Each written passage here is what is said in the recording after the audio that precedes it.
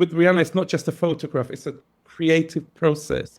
And she has to feel that sense of creativity to be able to take the idea even further. You're never working with just Rihanna coming in and she's done. No, Right. She's like every fitting, every look, every hair idea, every makeup idea. We send each other thousands of references and we'll distill it down to what it is. With Rihanna, we both share a deep, instinctive shorthand how to work together, which we've honed over the years. Every single time we collaborate, it's about pushing ourselves. It's about challenging ourselves. One thing I love about Rihanna, she doesn't follow trends. She defines culture. So when we're talking about the newer, the more unseen, the more boundary pushing is what we both react to. And then we both have a love of fashion, art, and culture. We're talking about ideas, and she would send me pictures. As we've been talking, she's been looking for images, just like I have. I mean, I don't know how you do it. We're both Pisces, by the way. I'm Jill Devling, and this is Going Rogue. Today's guest is Edward Enninful, or EE as I call him. Well, I'm not launching season 2 for a couple months. When EE said he'd love to come on to talk about the new issue that just hit stands, I said, let's go. Edward has spent over 3 decades revolutionizing fashion media, from his groundbreaking start as the youngest fashion director at ID Magazine at just 18, to transforming British Vogue into a cultural force that reflects the world as it truly is. He's a visionary behind Italian Vogue's iconic Black issue, the editor who put Rihanna on British Vogue's first September cover featuring a Black woman, and the creative mind who turned every magazine he touched into a platform for change. By 2025, he had reached the top of the masthead, editor-in-chief of British Vogue and European editorial director of Condé Nast. But Edward has never been interested in ceilings. If he hits one, he builds a new house. In September 2025, he launched EE72 with his sister Akua, a media and entertainment company that operates far beyond fashion. He became something no magazine editor at a legacy title can claim: an entrepreneur, a founder, a business owner. It includes 72, a quarterly print magazine, digital platforms, television and film projects, and creative consulting work across industries. For the June 2026 issue, the 4th and final issue of Year 1, he chose Rihanna for the cover. It's his 6th major collaboration with her, spanning W Magazine, British Vogue, and now 72. A creative partnership that has evolved across more than a decade. Edward doesn't look back. He's famously said, "Why look back when you can look forward? Why look in when you can look out? Where's the next evolution? The future is my thing." So when he agreed to sit down with me for this interview, it wasn't to walk through his CV or tell origin stories. He's written a memoir for that, A Visible Man. And if you want the full life story, go read it. This conversation is about something else entirely. Today, we're talking about the future he's building with EE72, the first year of 72 magazine, the Rihanna cover that closes out that inaugural year, and what happens when a creative relationship becomes a decade-long conversation about trust, risk, and reinvention. The conversation isn't about his resume. It's about what happens when you refuse to be contained by legacy systems, about building something entirely new when you've already reached the top, about authorship, control, and the courage to say, I'll build my own house. So sit back and prepare for your masterclass as Edward Enninful goes rogue. To see the images we discussed today, head to our Instagram at goingrogue.podcast or our website, goingroguepodcast.com. And if you're enjoying these conversations, please rate, review, and subscribe wherever you listen. Hi, Edward.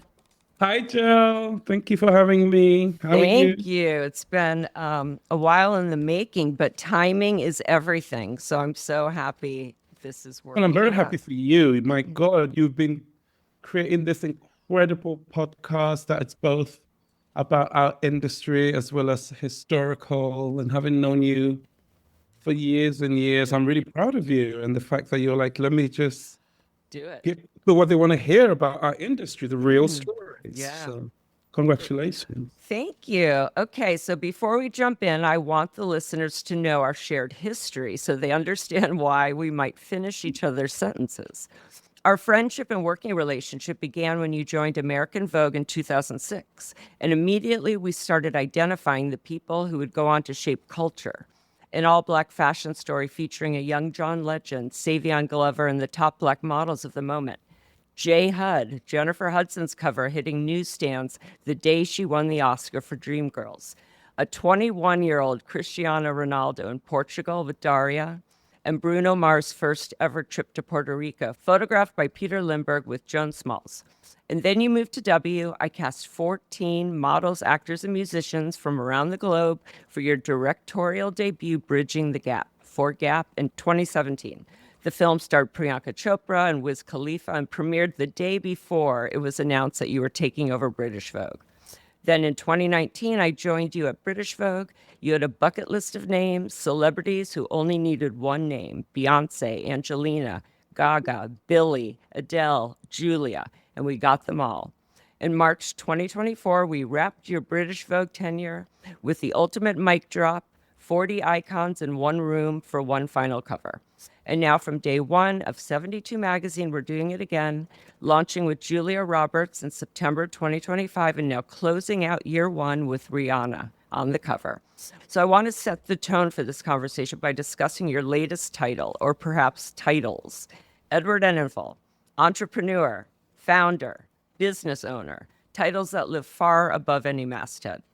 So let's start there. 1 year into EE72, what has surprised you most about life as a founder? How is it different from running a magazine as EIC? How has your day-to-day changed, and what do you love most about this new chapter? Oh my God. I mean, everything comes with, great things about it and also things that are quite challenging about it. Of course, I loved my tenure as an EIC. I loved my tenure as a creative director, as a stylist, but I feel like everything I've been doing sort of the past 30 plus years has really been leading up to this. And being a business owner, working with sort of new generation of creatives, which I've always really done, being able to pivot when something is not right, being able to change my mind, not having to answer to anybody, that's really, really great. Yeah. I mean, I did answer to anybody anyway. Yeah, I know. Yeah, just having that sense of freedom. But of course, you also have the other side, which is, oh my God, their business needs. Whereas before, I might have been able to sort of funnel it off to somebody. You have to deal with everybody, every client, every issue. You have to be all over everything, which I really sort of love as well. I'm now in my mid-50s, and I never thought I'll find a new challenge. And this is such a wonderful, incredible challenge. I wake up every day and I'm like, oh, well, you know what? It's a lot of hard work, but my God, I'm having so much fun. So in preparing for this conversation, I came across a great interview that Anders Madsen, another 72 contributor, wrote for 10 magazine when the first issue launched. He asked you if this was the plan all along. And you said it was the plan all along. Way before Vogue, way before W, I always wanted to do something for the community and myself. It's important for me that young Black kids know that it's possible to create something like this. My whole career, I went from one thing to another, from ID to Italian Vogue and so on. I always wanted to do more, and in the 90s, that was a problem. Fashion wants you to stay in your lane. Every stylist did their thing, one thing, and I was too varied. But ultimately, it became a benefit for me. I could adapt. I never wanted to be boxed in. Fashion wants you to do things this way or that way. And my thing was always why and why not? So a year in, does EE72 feel anything like the vision you carried around for decades? And for listeners who know the magazine, but not necessarily the company behind it, can you explain the bigger vision and the broader business you're building with EE72? Well, as you know, I've worked for so many magazines. I was fashion director for ID magazine when I was 18 years old. So my whole life has been in magazines and in the media. I've watched the media change. I've watched the landscape change. And for me, I always thought in the back of my head that I wanted to do something. I didn't know when. I had no idea when, but I knew that eventually I'd do something for myself, something for the culture, something for not just Black kids, but young kids generally think, if he can do it, I can. So that was always something that I wanted to do. But I also knew that I didn't just want to do a magazine. So the whole idea of EE72 really was getting together with my sister Akua, who's the CEO, and my husband Alec, who's behind the scenes powerhouse, powering all the visuals. The whole idea was to create something that was very 360. So EE72 is not a magazine. It's a media company or an ecosystem. On one hand, yes, we have the magazine, which we love. It's the shop window. It's what brings people in. It's what creates sort of the magic. And then we have another arm, which is client service, where we work with clients like Montclair, where they used to create collections, events with people like Google, working with Levi's to sort of pair the right influencers. We have another side that's sort of a commerce side. I always call it art and commerce. But we break it down. We have, yes, the magazine. We have an online platform, a living platform where we create sort of stories, we create community. It's really where we can shine a light on the brightest, best creators, really. Yeah. So we have a platform. And also in this day and age, people really love the idea of experiential. So we do a lot of experiential events. So basically, it's everything under one roof. It's like I know. Creative stuff. I know. And as you know, it sounds exhausting the way I'm talking about it, actually. I know. It's like, thank God it's Friday. As you know, this podcast grew from my career in covers and my love of print magazines. So let's talk about 72. In the Anders piece, you said something brilliant when he asked you about the differences between EE72 and Condé Nast. I'm just doing me. I'm building a world that's true to me. My Vogue was about culture. Within that, you had fashion, film, architecture, and so on. EE72 and 72 magazine are about culture. They're not necessarily about fashion. I've also had a long enough career for people to look back at and see that whether it was ID, W, or Vogue, it was always my point of view. The misconception people might make is that I'm launching a magazine. I am, but it's part of a much bigger company. It's part of an ecosystem and a business model. It's our shop front. So with EE72, I'm looking far beyond fashion. I'm speaking to so many industries. So you just told us about that. But for those listening who may still see you through the Vogue or ID lens, can you talk more about the magazine 72 and how your 30 years at fashion's top titles has shaped this love story to creativity? Yeah, the magazine, like you said, it's an amalgamation of everything I've worked towards. It's about culture. I say it's not a fashion magazine. Right.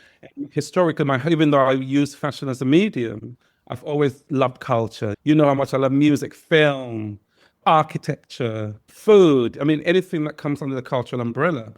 And the DNA of the magazine really is about empathy. It's about inclusivity. And I also it's also about plurality, and that all voices can be heard. Right. You know, if you have a point of view, you're going to be heard. So really, it's the cultural magazine I've always wanted to create. Yeah, but, it's almost like it's all, you put all the magazines you worked on and the different shoots you did all together. Yeah, a bit of that, a bit of idea. Yeah, that's what's so cool, because you can't say it's a fashion. Yeah. What all these magazines had in common, which was me and my point of view. And so it really is my point of view and everything I love about the world and how I see the world. And I'm building a team who really understand that. So I'm not just literally there doing it myself. I have an amazing group of people who make this come alive. And my job really is to kind of steer them in the right way. But it's not me telling them what to do, what not to do. Obviously, the final decision lies with me. Right. It's a really sort of a collaborative team, as you know. As I know. So I started at Vogue in 1998, and you started at ID in 1991. So we've both witnessed this industry transform. You've said, I have to say the 90s, as glorious as it wasn't great for diversity. I was always the only Black editor. You've also reflected, I feel like we're less tolerant now than we were in the 90s. It's not even just this country, it's everywhere. But you've also said that's what we did in the 90s. Young people made magazines for young people. And then when asked recently whether the industry feels better now than the one you grew up in, your answer was yes and no. There are more opportunities for more people, but back then people were allowed to be more creative. There are pluses and minuses. So given everything you've seen over the last 3 decades, we've talked about what void 72 magazine is filling, but what are some key differences? I mean, I know because we see it when we're even talking to talent, and we have social media that grew during that time too. So what have you seen as the biggest changes, and what are you kind of trying to bring back from the I think 90s? the biggest change is probably social media. Yeah. People are very aware of who they are. They're very aware of their power or not. They're very aware of how they're seen by other people. So because we didn't have that in the 90s. Right. I mean, at the moment, I'm curating my first exhibition at the Tate in London. Yes. And it's about the 90s art and fashion. And so I've been able to really look closely at the 90s and compare it to now. Yes, we were young, we were creating incredible images for ourselves in a way to compete with each other. But what we all had in common was we were coming from the 80s. And none of the group that I came from, labeled as whatever the grunge, whatever you want to call it, we were all rebelling against Margaret Thatcher, who was in England, who was the prime minister. And we were also rebelling against greed is good, excess is bad from the late 80s. So it was quite political. And I feel like now, yes, it is political now, but now people are so self-aware. They know that they can be influencers if their job doesn't work out. They know they can change industries. In our day, when you did one thing, you just stuck with it until you. Right. So there's freedom of I can do whatever I want. I don't need to stay in any job for a long time. But then on the other hand, there's also this thing of, oh my God, for every available job, there must be like thousands of people, right, going for it. Back in the day, like that, I was like the only one. Right. No, it's almost like the influencers were the creative, I want to say professionals, just because they had earned that role, right? And it was also a time when, we didn't have, like we said, social media. So how you got your information was from magazines. Right. So, there were curators, there were people, the editors, whatever you call them, they curated these pages. They went to the shows and told you what to wear. Remember that old idiom about what's in this season? Is it a skirt high, low? I mean, it doesn't really exist anymore. Anything goes now. Curators. And sometimes I feel that maybe that's what's missing now, that we need curators to sort of be able to direct people sometimes in the right way.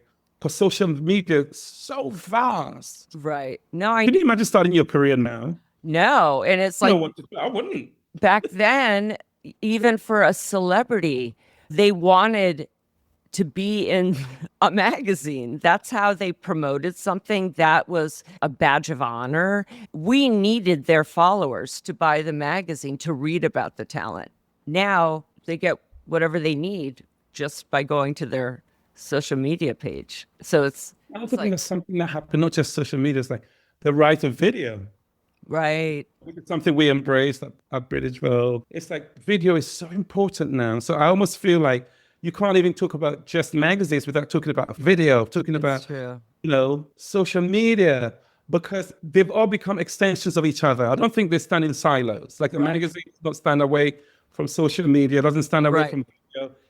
It works when it's all thought about at the same time. What can we do when an issue comes out on video, on social, on podcast? I feel like that's the new way of working. No, it's true. And think about it. Before, our phones were just to call people, right? So we couldn't read anything on our phones. The only thing you can carry with you to read is a magazine.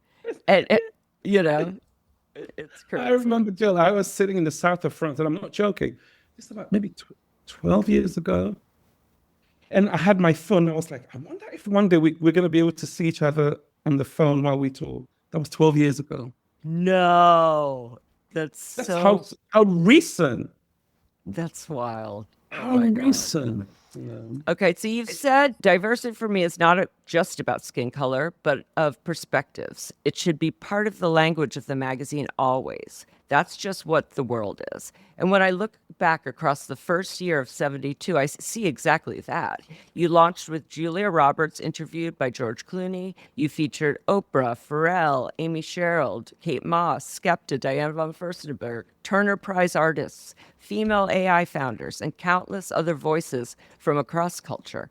And then in the issue on Stands Now, alongside Rihanna, there are people like Serena Williams, Adriana Lima, Gabriella Hearst, Melissa Jefferson Wooden, Colleen Rooney, and Maya Jama.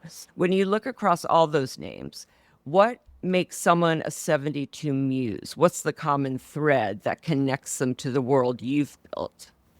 Oh, yeah, all these women you've mentioned, my God, they're like bodacious, brave women who are unafraid. But more than that, they really care about the world we live in. They all have empathy. They all care about people. And it's not just about them. And I think a lot of them sort of wonder how they can leave the world a better place than they found it. Yes.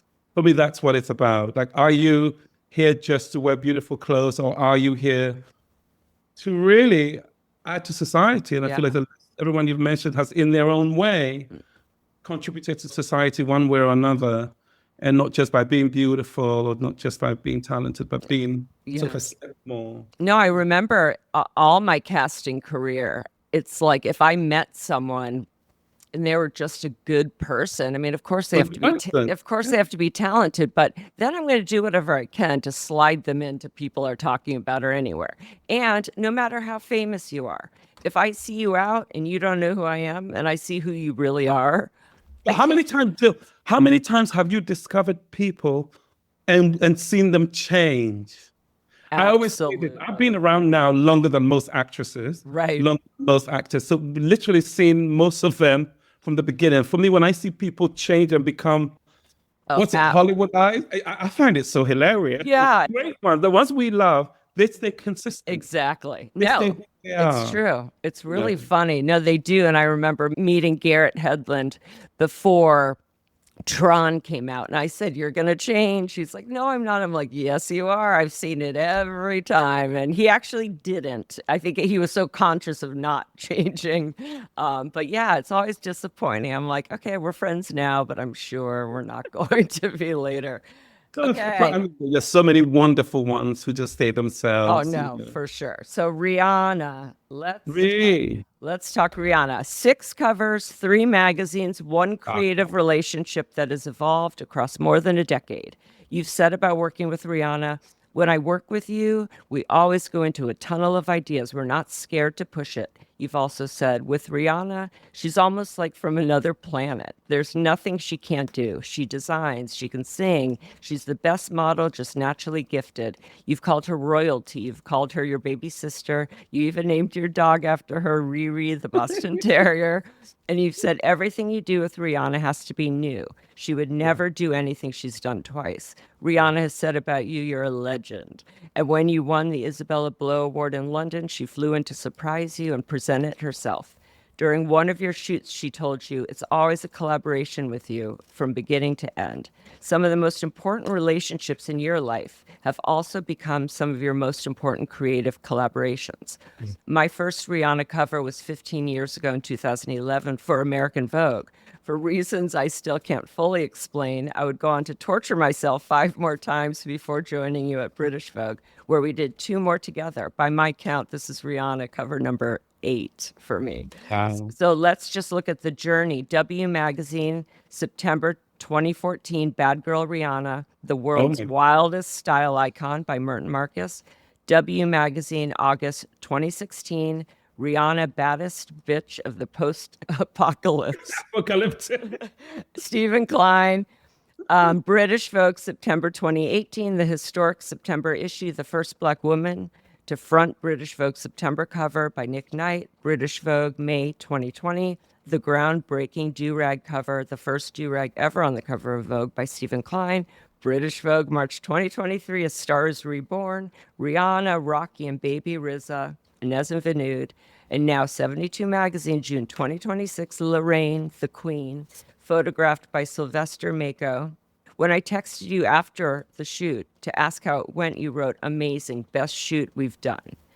Before we talk about the June cover, take me back to the first time you were in the same room with Rihanna. Was it for a cover shoot or had you met before? And what did you clock about her immediately? And lastly, at what point did she stop being a cover subject and become Ree? Yeah. So, okay, let me break it down.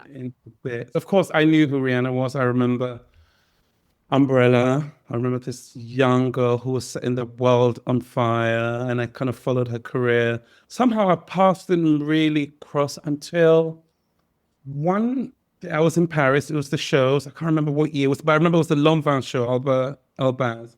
And I was sitting on my seat, and I looked across and saw the most beautiful woman. And I was like, oh, it took me a second to realize it was Rihanna. She motioned for me to come over. And I think I motioned for her to come over. So we kind of met in the middle. And then that was the season she went to. She did her major season. And we kept seeing each other everywhere. I was like, we have to do something together. We have to do something together. And I remember going back to New York. I was working at W Magazine and just being so obsessed with the idea of doing something with Rihanna. Because for me, she sort of redefined what being a musician, being a star meant in this day and age, you know. Only a couple of people have done that, and she was definitely one of them. And I remember Stefano Tonki, and I was like, we have to do Rihanna. And every month, and Lynn Ashberg every month I was trying to do Rihanna, and you know, Rihanna's schedule's so insane. You have to plan it sort of six months. Exactly. And eventually, we had dates to shoot the first cover with Marcus, and also shoot a story, an editorial inside with Iman, Naomi Campbell, and Rihanna. 3 generations of women I've been obsessed with my whole career. Iman, when I was really young, I've spoken about it so many times growing up and seeing her in Ebony magazine in Africa. Then Naomi, who I grew up with, and then Rihanna. So that shoot was pretty incredible. Yeah, that was this one.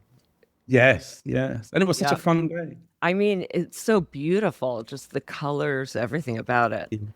Yeah, so this was the first shoot. Yeah. That was the first. So let's talk about this shoot. 72 magazine, out now, June 2026, Lorraine. The story honors a woman who continues to shape the vanguard of global style and contemporary culture, photographed for the first time by Sylvester Mako. You said it's your most epic Rihanna cover yet. So I wasn't on the shoot. So take us behind the scenes. How did the concept come together?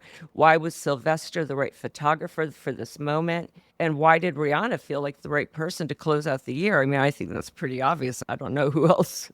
Going back to Rihanna, I think we both share a deep sort of instinctive shorthand how to work together, which we've honed over the years. Every single time we collaborate, it's about pushing ourselves. It's about challenging ourselves. One thing I love about Rihanna, she doesn't follow trends. She defines culture. So when we're talking about ideas, it's almost like the kind of the newer, the more unseen, the more boundary pushing is what we both react to. So that was always like sort of a great... it's a challenge. And we both have a love of fashion, art, and culture. You know, like we were talking to Rihanna, we were talking about ideas, and she would send me pictures. As we've been talking, she's been looking for images, just like I have. I mean, I don't know how you do it. Well, high suit, by the way. I mean, it's so challenging when you're challenged to just come up with something that has no relationship to anything else. So it's like, I mean, yeah, that's what creativity. Yeah. I mean, with this story, we spoke and we wanted to do something around royalty. The idea for me, Rihanna is the queen. I mean, she went from this young musician to this global superstar to being a mother, being a future wife, I should say. Yeah. Watching her grow into this sort of phenomenal woman, I just said basically she was the queen. So we did research of Black queens through the years. So that was really how we started. That's why it's Black and the Queen. So that was our start. And then from there, we tossed photographers back and forth. And with her, she's very instant. She's very instinctive. She would call me back and go, this is the photographer for this. And I'm like, oh my God, I was just thinking the same. Or we'll text each other and be like, oh my God, we're both thinking the same thing. So Sylvester is so brilliant. He's one of the few photographers really creating in the age of digital. He's kind of analog in a way. You know, he paints the backdrops. He has you lay on the backdrops. He draws around you. He dresses you. And I kept saying with Sylvester, it was working with like some of the greats, Stephen Meisel, you know, Craig McDean, Dave Sims. He really is in that. There you go. Oh my God. I mean, look at that. Yeah, I mean, it's incredible. Detail, painting the backdrops. And I knew that I knew instinctively that he would gel with Rihanna. So when I kept saying to Rihanna, I think you're going to love this. And when after the shoot, Rihanna was like, oh my God, you were right. I love him. But I knew that with Rihanna, it's not just a photograph, it's a creative process. And she has to feel that sense of creativity to be able to take the idea even further. So you're never working with just Rihanna coming in and she's done. No, Right. She's every fitting, every look, every hair idea, every makeup idea. We sent each other thousands of references and we'll distill it down to what it is. And then because the two of you have this language between you and these other shoots I've been on, you know, the photographer, I believe, knows her, right? So with a photographer she hasn't worked with the two of you being so tight, when does he get brought in himself into the conversation? We knew that he had a very strong point of view because he was like, okay, this is what you guys have been discussing, but this is what I can bring to it. And that is the sign of a good friend. He's like, I want to take this idea of the queen and bring it into my world. Yeah. Hence the backdrops, the painted backdrops. And we were like, oh my God, that is somebody who thinks on the same level. He wasn't afraid to let you know his point of view. But I love when he said to me, I mean, can you imagine you're coming to a shoot with me and Rihanna? And you're know. Like, that's I what love I was what you've done, but I want to bring myself into it. And in that minute, I knew that he was the right one. And on the shoot, my God, he was so brilliant and so professional. And I could see them having a love affair. You know, sometimes I'll stand back, he'd go on set, dress it, because he's got a very particular way of working. So you have to leave him to dress it and do what he does. Like I said, pretty much like Steven. So he does that while you're... Well, yeah, we do it together, but he'll be like, because the camera is shooting from the top, this kind of shape is better. And I'm like, oh, okay. Because he also taught me something. Oh. Right? Were any of these backdrops painted before you guys showed? No, but before you showed up, before 100%. But painted to the size, to Rihanna's length, because you know Rihanna's laying down in some of the pictures. So painted, but so detailed and specific. And for me, if you're detailed, if you're specific, if you pay attention, then I'm there, and whatever you want, you'll get. So that's how La Reine came about, the queen, La Reine du Sabbat, the Queen of Sheba. Well, we started to talk a bit about that she's a mother now. When we shot British Vogue in 2023, she had one child. And unbeknownst to any of us, including the two of them, another was on the way. And then now, just 3 years later, you're on set with your muse, now a mother of three. Did that change anything about her process? She's a mother now. Three. Yes, literally, but carrying it so lightly. We finished shooting in the morning. I'm like, I'm dead. What are you doing? He goes, I got to go and play with the kids. So for me, it's amazing to see Rihanna just go from the girl we knew, the it girl, to be like, I have to go be with my kids. It doesn't matter what time I'm finishing shooting. It doesn't matter how late I need to be there from the kids. She loves being a mother. She loves being the mother. She walked in with a little baby girl and, you know, we were all so in love with her, and she took the time to sort of play with her and everything before we started. I think that it's really made her an even better muse, an even better performer, an even better businesswoman. Yeah. And did you guys shoot overnight? Yeah, I mean, with Rihanna, we always shoot overnight. I know. We tried that one daytime shoot, which... Yeah, we did. I know. I also think something really magical happens at night. You know, when the world quiet, there are no interruptions, we're not working out to get coffee, we're all so focused, and I love that intensity. And every shoot we've done, apart from maybe the one with Naomi and Iman, every one of those has been at night. I mean, it's crazy. So for me, every Rihanna cover feels like childbirth. It takes it takes at least... You tell me, how does it feel? Yeah. You've booked them all. It takes at least 9 months to make it happen. It's incredibly painful while it's happening. And then once it's out, I can't stop looking at it. The thing about Rihanna is, you know, she's very hard because her schedule is insane. Yeah. But once she commits, she's committed. Once you have the dates, then it's on. But to get her to that point takes a lot of work. Oh, yeah. She's a mother. You know, but you forget all about it, just like when you give birth and you want to do it again. I can't wait to do it again. It's almost like once we get closer and once she's in it, then the creative side's amazing. It's a scheduling. It's, you know, just waiting for Rihanna. It's waiting for Rihanna. That's basically what it is. So looking across all 6 covers, the 2 W magazines, 3 British Vogue covers, and now 72. Is there one that holds a special place in your heart? I love them. I love them all because you know why? Each one brings special memories. The first one we did for W was so incredible. It was the first time we'd worked together. It was this vision of a woman trekking to the tundra, the mixture of Black, and you were like Black America, you know. It was so amazing. Yeah. And then the next one we did, oh my God, yes, that one. The next one we did was after I had my eye surgeries.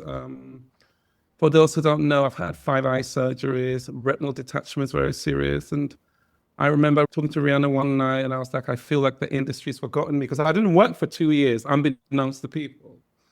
And Rihanna was like, well, when you come back, we're going to do an incredible cover. And that really was that cover. So I suppose and she was the queen again. No, I've said kind of queen. When I've been asked my favorite covers, I say one of them's not mine. It's this. And I remember it's one of the best. I remember emailed the 2 of you or texted you saying this took my breath away. We need to bring Stephen Klein to 72. We did some of our greatest work with him. He told me about this shit too. I mean, it's just crazy. And so did Stefan Beckman. He was talking about it when he was on. You had a fire. I'm just doing questions. I was 17 years old. Yeah, it was the last queen on earth. I mean, a fire in the studio, right? The whole world, the whole platform. In the studio. Whole dogs, fire. I mean, when Stephen Klein takes into a world and Rihanna's in the world, anything can happen. And it's hard to get out, probably. British Vogue, my first September had to be her. And that was another beautiful one with Nick Knight, where I remember we were on the phone talking about ideas. And I was like, how about flowers in the hand? She goes, I see Saint 1920s eyebrow and bow lips. Boom. That was it. Story done. Image. So with Rihanna, we're always on a search. And then when the right words or the right sort of language happens, because she sent me a picture she loved by Nick Knight. So it was like, well, we're shooting with Nick, but how do we bring this into our world? And she's like, oh, I see a woman with pencil eyebrows. And I was like, well, I just saw this show in Paris with flowers in the hair and little bowling. It's really a creative process. And it's not me going into style Rihanna ever. Right. It's a conversation that just grows and grows and develops. And then the next cover we did was, I think, with Stephen Klein. We thought, okay, well, let's do it. Oh, the first person to wear the do-rag on the cover. So we were doing something quite androgynous. It was a season of androgynous. And then I remember Rihanna calling me and going, I want to wear do-rag for the cover. I was like, great. I mean, she gave it that twist. And the brilliant thing was to take something.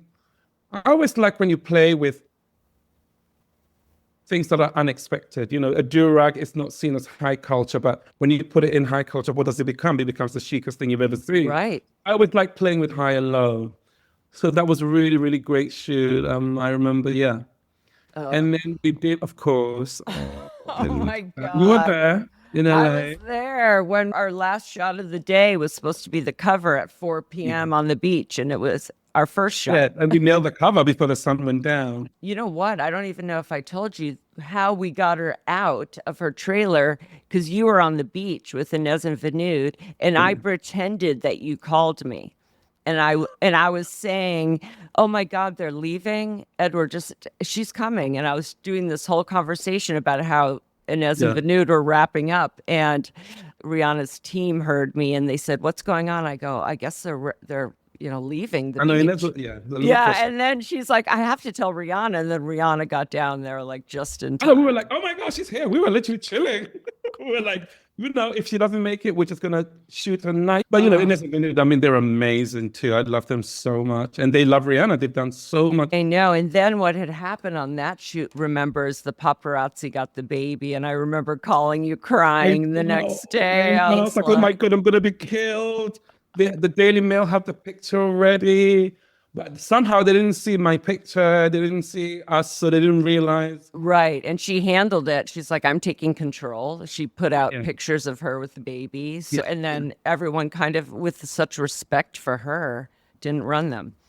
So, as we wrap up, I want to look forward for a minute. Something I keep thinking about lately is how different celebrity relationships are now versus when we were building magazines in the 2000s and even the 2010s. Everything now feels more controlled, more managed, more PR'd. But the relationships that seem to create the most iconic imagery, the ones that last, still come from trust. And your relationship with Rihanna really feels like proof to that.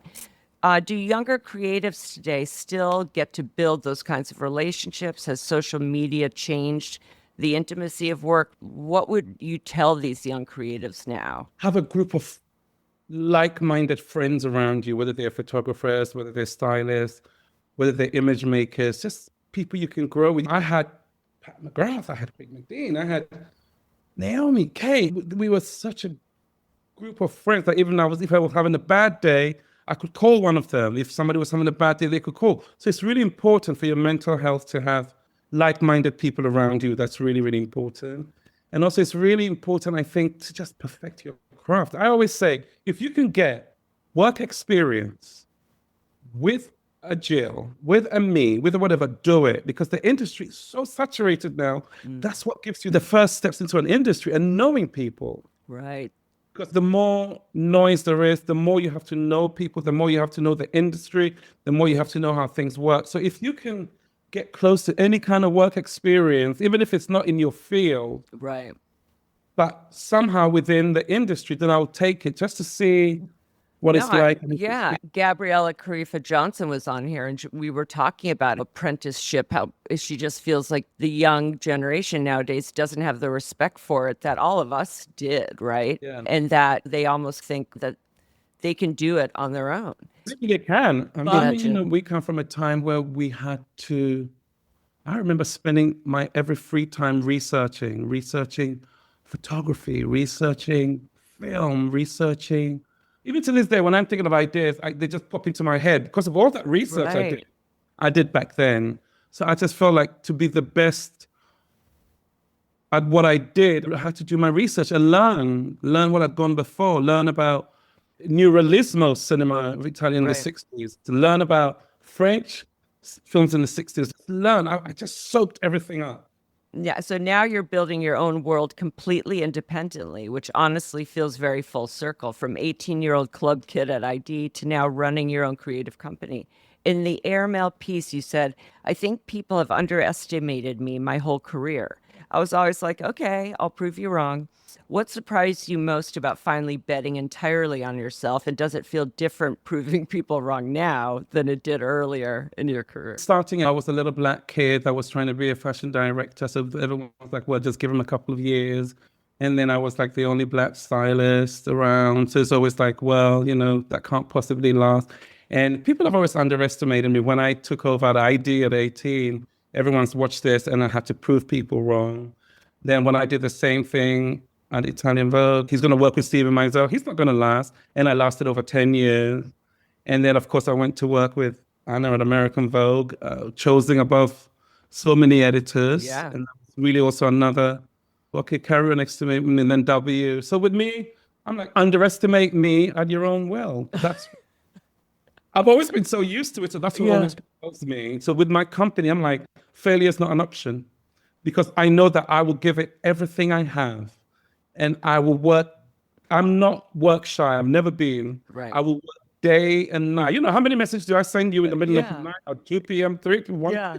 No, and your track record proves it. Like for me, with even just on a smaller level with casting, or if something goes wrong, I can just look at the track record of things working out, right? All you have in your past is success. So even in the moments of doubt, and I think this is important for everyone listening too, is just to think about all the successes you've had. That will kind of get you out of that spiral of fear. Sometimes you just got to trust yourself. I guess that's true. But I guess, like I said, I'm so propelled by maybe something that I don't know if a lot of Black people have it. You're programmed to think something's going to go wrong. So you must always have ABC in place in case that. So that's kind of how I grew up. That's so I'm always thinking of what could go wrong and how to course correct. So it's always about course correction. That's why I get so like, we have to course correct now. And then you're like, no, let's just, no, we got to course correct now. Listen, I have to give it to you. You are always right. Like, let's wait. Because I'm used to like, as a Black creative who was literally on my own, like I said, I had to always course correct. Like if this is not working, pivot. So that stayed with me. Yeah. So long. So that's kind of the difference. Like when I was just explaining how I work and you're explaining how you work that way. So that is the difference because I'm used to just, if I think it's going to work, not that I don't have all of that in my head, I just don't let myself go too far there because I stay with it's going to work out. Yeah, but you know? I was always like, you're not supposed to be here. Something I carried my whole career. You're not supposed to be here, but you're here. But one thing I will say about the fashion industry, and there's so many criticisms and there's so many about how people are mean or whatever. The fashion industry has supported me my whole career. They got behind me at ID. They got behind me at Italian Vogue, W, British Vogue. So I've had an industry really always wish me success. So I've always had that. So whenever I go to other industries, they're like, oh, your industry is so horrible. I'm like, that's like any industry, but I've had real support and been really held and loved by the industry. So, you know, it's like a family. Yeah, it's a family. And we understand each other. Exactly. And even now that I have my own business, I'm not necessarily in the fashion industry day in, day out like I used to be. I'm not at the shows like I used to be. I'm dealing more on a bigger level, on a business level. I still have those lessons that I learned that, you know, and those people that I met all those years ago that propels me and the business as well. Yeah. Some people I've had on feel like it's just a job. And then I have someone on like Tani. It's not just a job, you know. No, I remember. It is your life. I remember when we were all at America. It was me, Tani, Grace Connington, Marie-Amélie Sauvé. Camilla came back later because she left. Yeah. Phyllis Posnick. Yeah. And when I look back now, I thought, my God, what excellence. Yeah, and Elisa was there too. In the same office, same magazine, all of us. I mean, Andre. The magazine is enough. Yeah, and then Andre, all Hamish. Of us. Andre, Hamish. It was talent. Under one roof and just literally laughing our way through shoots. You know, shoots being killed, shoots being committed, but all these great talents working together. No, that was amazing. Again, it just sitting in that room in those fashion meetings and hearing all of you is just like soaking it all in, just to be a bystander there. So, last question. In the airmail piece, you talked about wanting EE72 to be much bigger than a magazine, film, television partnerships, new creative worlds. You said the magazine is the shop front. From the outset, you have made it clear 72's focus would not be purely fashion, but a celebration of culture and creativity today, where street meets couture and heritage meets the avant-garde. This is what you've always done. Culture has always been at the heart of everything you do. You have used the print medium as a means to shape culture. So as we look toward the end of 2026 and into 2027, what inspires you creatively? Where do you see culture moving? And finally, can you give our listeners a little glimpse into what's next for EE72? Yeah, it's still people I see. It's still people who define the zeitgeist. It's still people who are just like, let me create a stance in this world away from what I'm supposed to be. People who break boundaries, people from backgrounds who are not supposed to do what they do, but just excel. Right. So yeah, for me, it's always goes back to people. And where do you see culture moving? And even in fashion. Now we're in the big flat. By the big flat, I mean, when finally, after years of sort of silos, fashion, music, film, everything's intertwining. You get me, I'm working at a Tate. You get lots of artists collaborating in fashion. That really is where culture's going, that beautiful mix of creativity where you don't have to do one thing. I feel like that's where culture's going. That's true. We have Tom like Ford. Revo, Yeah. Steve McQueen. you can be an artist, you can be a director, you can be a lecturer. So I feel like that's what I call the big flat, and that's really where culture's going, or what I'm interested in anyway. Are there new voices, muses, or creative communities specifically that have caught your eye? Who are you listening to nowadays? Of course, I love Doechii, like everyone else, Machine Gun Kelly. I mean, I like so many of the sort of the cool young musicians today, as well as I love Jay Thirlwell so much. I still love my Rihanna, Queen Bee. Exactly. Old school. But I like the idea of my old school loves with all the young musicians of today. And finally, can you give us a little glimpse into what's next? Is there anything you can share? I'm really focused on EE72 and where the business is going in this landscape. I love the fact that I have a team who are not siloed. I have a team who sit around and go, oh, this is a great video idea. It'll be good for print. Oh, this is a great idea that could be for podcast. So it's like everybody working within the whole company and not people sitting in bits. I do print. I do this. So for me, that's the way forward, really. Yeah, and all the work you do in the art world, too. I mean, I'm so excited for that exhibition. I know. I left my former job and I went straight into curating a Mopotop exhibition for Tadeusz Ropak. And then from there, I rode into creating something for the Musée d'Orsay. And then from there into helping Naomi's exhibition at the V&A to the Tate. So I wasn't expecting that. I was never one of those people. But like I said, the big flat people, the people who encouraged me to do this, those great directors, Tadeusz Ropak especially, was use your curatorial eye, because that's what we want. So that's all I do. Just what I've always done. All right. So Rogue Rapid Fire. Okay. I always ask the same 7 questions. It's this or that at the end of each episode. Okay. Text or talk? Talk. Sweet or spicy? Spicy. Late or early? On time. Book or film? Book. Still or moving? Moving. Spots or stripes? Stripes. Past or future? Future. And then I did this one just for you, a cheeky one. 1993 Prince concert or 2026 Beyonce concert? Well, it has to be Queen Bee. If everyone knows how I love this thing. Exactly. So, Edward, your entire career has been about one thing, proving that when you center diverse voices and perspectives, creativity doesn't just flourish, it transforms entire industries. From ID to British Vogue to EE72, you've built platforms rooted in that belief. Year 1 of 72 magazine is complete, Rihanna on the cover, new muses on the horizon, film and television projects underway, and somehow, after all these years, you still seem more interested in what's next than what's already been done. You've said, why look back when you can look forward? The future is my thing.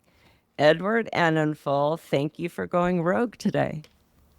Thank you, Jill, for having me. And I also want to say I wouldn't be sitting here talking to you about Rihanna without you, without the teams of hair, makeup, stylists that make everything happen. It takes a village, and it's not just me, but it's all of you and all of us that make the magic happen.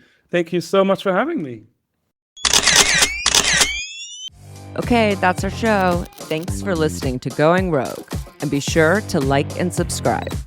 Today's show is produced by me and Maddie Rosenberg at Radio Free Rhinecliff with assistance from Maddie Kelly. Special thanks to David Vogue for our great graphics and Taras Romanov for our epic theme music. See you next Friday.